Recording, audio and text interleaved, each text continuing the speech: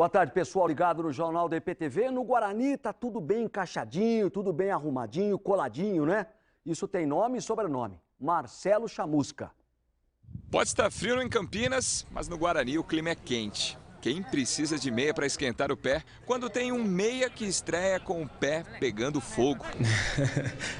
Não é para qualquer um, né? Então, mais uma vez, a gente fez uma boa estreia juntamente com a equipe toda e fico feliz. Zé Antônio chegou para ser titular, se machucou e só conseguiu entrar em campo na 4ª rodada do campeonato, muito por conta da boa fase do Guarani.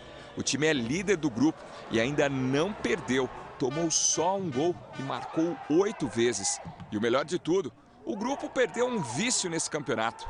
Você já ouviu falar da Fumagalli Dependência?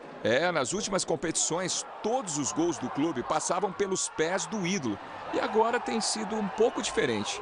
É legal, hoje os artilheiros nossos aí são defensores, né? São zagueiros, o Ferreira e o Leandro. O Pipico também tem feito gols.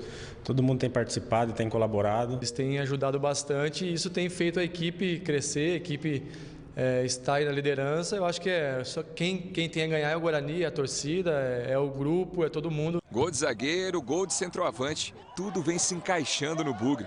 O futebol é assim, um grande quebra-cabeça. E não é brincadeira de criança. Tudo precisa se encaixar e tem que ser na medida certa. Montar esse quebra-cabeça em campo é complicado e no Guarani foi mais difícil porque as peças chegaram na última hora, quase na estreia do campeonato.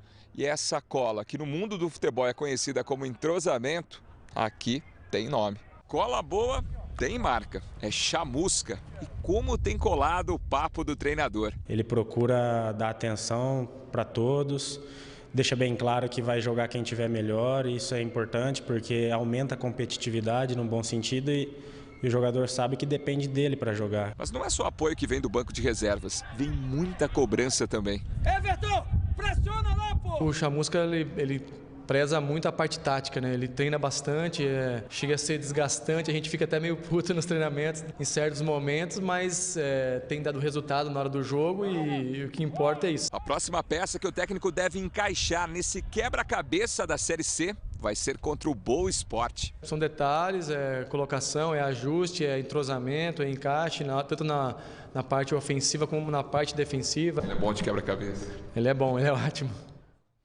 Tá aí. E não tem coisa mais importante para o atleta do que ter confiança no comandante. Os jogadores compram a ideia do treinador e isso faz toda a diferença para um projeto vitorioso e positivo, como se mostra esse início de Série C no Guarani.